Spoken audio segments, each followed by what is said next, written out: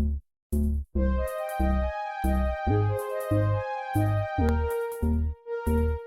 बच्चों, welcome back to my YouTube channel it's study time. तो जैसे कि आप लोग बहुत प्यार दे रहे हो मेरे इस चैनल पर, मेरे वीडियोस पर, इसी तरह से देखते रहिए और अच्छे मार्क्स लाइए, पढ़ाई कीजिए। तो जैसे कि अब आगे ज्योग्राफी का एग्ज़ाम आने वाला है, तो मैं ज्योग्राफी के कुछ चैप्टर बच गए हैं तो उसी पे दे देना चाहती हूँ। तो चलिए आज अध्याय 5 का कर लेते हैं। 5 में है मानव भूगोल के कार्य क्षेत्र। तो आप लोग तो चैप्टर में जो एमसीक्यू दिए हैं, फिल इन द ब्लैंक्स दिए गए हैं, वो सब तो करना ही है। उसके अलावा भी इस चैप्टर से जितने भी छोटे क्वेश्चन बनते हैं, आप लोग कमेंट करोगे तो मैं वो भी दे दूँगी शॉर्ट क्वेश्चन बनाकर। तो वो सब भी अच्छा, अगर एग्ज़ाम में मार्क्स लाना है तो वो सब भी पढ़ना बहुत ज़्यादा ज़रूरी है। शॉर्ट क्वेश्चन हम बुक के अंदर का लाइन बाय लाइन पढ़ना पड़ेगा, हर एक छोटे छोटे क्वेश्चन का आंसर करना पड़ेगा। बहुविकल्पीय प्रश्न। पहला है, किसे मानव भूगोल के जनक कहा जाता है? ऑप्शन है ए है रिटर, बी है रेडजेल, सी है हमबोल्ट, डी है कांट। तो हमारा आंसर होगा ऑप्शन बी रेडजेल। अगला है सेकंड नंबर क्वेश्चन है, जीव का प्रकृति के साथ अनुकूलन को कहते हैं। हमारा आंसर होगा ए है प्राकृतिक चयन, बी है पार्थिव एकता, सी है प्रकृति का मानवीकरण और डी है सब सही है। तो हमारा आंसर होगा ऑप्शन ए प्राकृतिक चयन। अगला है तीसरा नंबर क्वेश्चन, इनमें से कौन मानव विकास के क्षेत्र के लिए जरूरी नहीं है? हमारा ऑप्शन है ए है अच्छा स्वास्थ्य, बी है संसाधन, सी है शिक्षा और डी है औद्योगिक विकास। तो हमारा आंसर होगा ऑप्शन डी औद्योगिक विकास। अगला है चौथा नंबर क्वेश्चन, ई सी सैंपल किस देश से संबंधित है? हमारे ऑप्शन है ए है जर्मनी, बी है फ्रांस, सी है संयुक्त राज्य अमेरिका और डी है इंग्लैंड। तो हमारा आंसर होगा ऑप्शन बी फ्रांस। अगला है पांचवा नंबर क्वेश्चन, निम्नलिखित में से कौन भूगोलवेत्ता फ्रांस के बाहर से संबंधित है? हमारे ऑप्शन है ए है ट्रिवार्था, बी है हंटिंगटन, सी है विडाल डिला ब्लास और डी है सैंपुल। तो हमारा आंसर होगा ऑप्शन ए ट्रिवार्था। अगला है छठवा नंबर क्वेश्चन, निश्चयवाद के जन्मदाता कौन है? हमारे ऑप्शन है ए है रेडजेल, बी है ई सी सैंपुल, सी है ग्रिफिथ टेलर और डी है विडाल डिला ब्लास। तो हमारा आंसर होगा ऑप्शन सी ग्रिफिथ टेलर। अगला है सातवां नंबर क्वेश्चन, निम्नलिखित में से भूगोल की कौन शाखा मानव भूगोल की शाखा नहीं है? तो हमारा आंसर है ऑप्शन है ए है जनसंख्या भूगोल, बी है सामाजिक भूगोल, सी है आर्थिक भूगोल और डी है भौतिक भूगोल। तो हमारा आंसर होगा ऑप्शन डी भौतिक भूगोल। अगला है आठवां नंबर क्वेश्चन, भूगोल की दो प्रमुख शाखाएं हैं। ऑप्शन है ए है भौतिक एवं नगरीय, बी है भौतिक एवं मानव, सी है आर्थिक एवं सामाजिक और डी है राजनीतिक एवं ऐतिहासिक। तो हमारा आंसर होगा ऑप्शन बी भौतिक एवं मानव। अगला है नौवां नंबर क्वेश्चन, नव निश्चयवाद शब्द का प्रयोग प्रथम बार कौन किया था, किसने किया था? तो हमारा ऑप्शन है ए है ग्रिफिथ टेलर, बी है रेडजेल, सी है ब्लास और डी है क्रिस्टालर। अगला तो हमारा आंसर होगा ऑप्शन ए ग्रिफिथ टेलर। अगला है 10वां number question, Vidal de la Blache किस उपागम के समर्थक थे? हमारे ऑप्शन है ए है मानवतावाद, बी है संभववाद, सी है सुरक्षावाद और डी है निश्चयवाद। तो हमारा आंसर होगा ऑप्शन बी संभववाद। 11वां नंबर क्वेश्चन है, रुको और जाओ नियतिवाद को खालिस्तान नाम से भी जाना जाता है। हमारे ऑप्शन है ए है निश्चयवाद, बी है नव निश्चयवाद, सी है संभववाद और डी है इनमें से कोई नहीं। तो हमारा आंसर होगा ऑप्शन ए निश्चयवाद। अगला है 12वां नंबर क्वेश्चन, आदिम मानव निम्नलिखित में से क्या करता था? ऑप्शन ए है प्रकृति का विनाश, बी है प्रकृति का संरक्षण, सी है प्रकृति की पूजा और डी है प्रकृति पर विजय। तो हमारा आंसर होगा प्रकृति का संरक्षण, क्योंकि आदि मानव प्रकृति का संरक्षण किया करते थे। अगला है फिल इन द ब्लैंक्स, रिक्त स्थानों की पूर्ति कीजिए। पहला है मानव भूगोल खालिस्तान और खालिस्तान के बीच अंतर संबंधों को दर्शाता है। तो हमारा आंसर होगा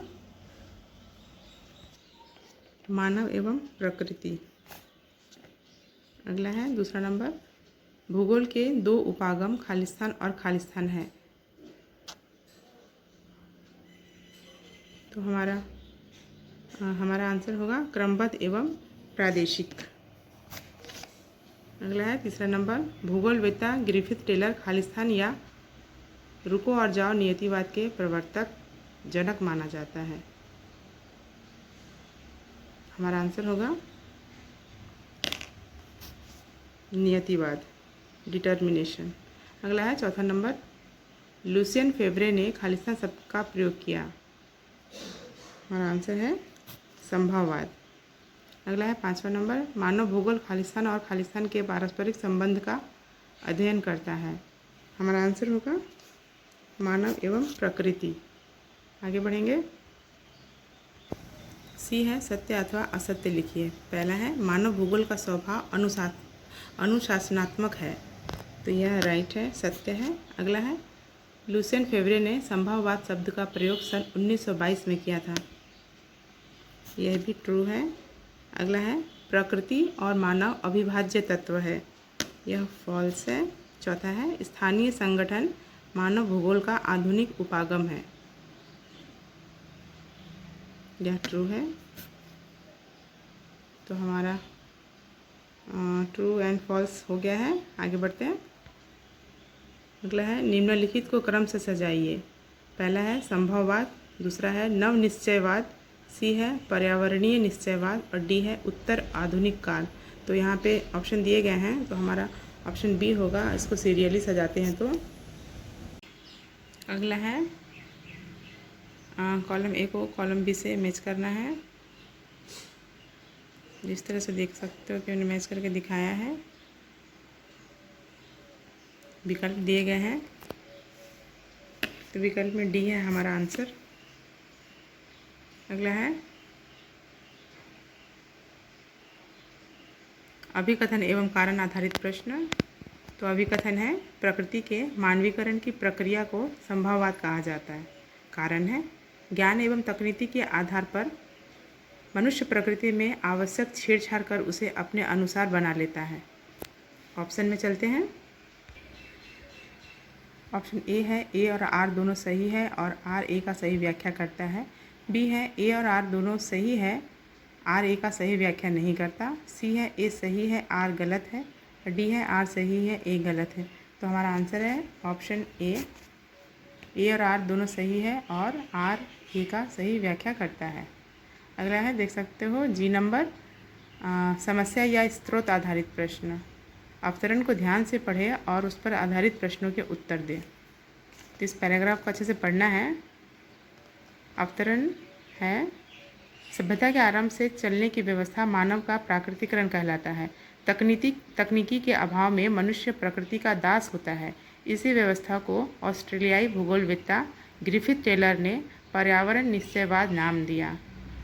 इसलिए उन्हें पर्यावरण निश्चयवाद का संस्थापक जनक माना जाता है। भारत के मध्य प्रदेश के अबुझमाड़ के जंगलों में रहने वाली बेंदा जनजाति तथा अंडमान की जोरावा जाति आज भी अपने सतत पोषण के लिए पूर्ण रूप से प्रकृति पर निर्भर है। इस अवस्था में मानव के सभी क्रियाकलाप प्रकृति पर निर्भर है। उनका खान पान तथा जीवन शैली प्रकृति द्वारा नियंत्रित होता है और वे पर्यावरण के साथ पूरी तरह सामंजस्य बनाए रखते हैं। तो उससे इतने सारे प्रश्न निकले हैं। पहला प्रश्न है प्रकृति के अनुसार मानव जीवन यापन को क्या कहते हैं। तो जैसे कि हमने पहला पैराग्राफ में पढ़ा है, पहला ही लाइन में देख सकते हो मानव का प्राकृतिकरण कहलाता है। तो हमारा आंसर भी होगा ऑप्शन बी, मानव का प्राकृतिकरण। दूसरा नंबर क्वेश्चन है जोरावा अंडमान की आदिम जाति है। कथन के सत्य अथवा असत्य का निर्धारण कीजिए। तो यहाँ पर पैराग्राफ में दिया गया है अंडमान की जोरावा जाति। अंडमान की जोरावा जाति आज भी अपने सतत पोषण के लिए पूर्ण रूप से प्रकृति पर निर्भर है। तो यह सत्य है। अगला है, पर्यावरण निश्चयवाद के प्रवर्तक कौन है और कहाँ के निवासी हैं? तो हमारा आंसर है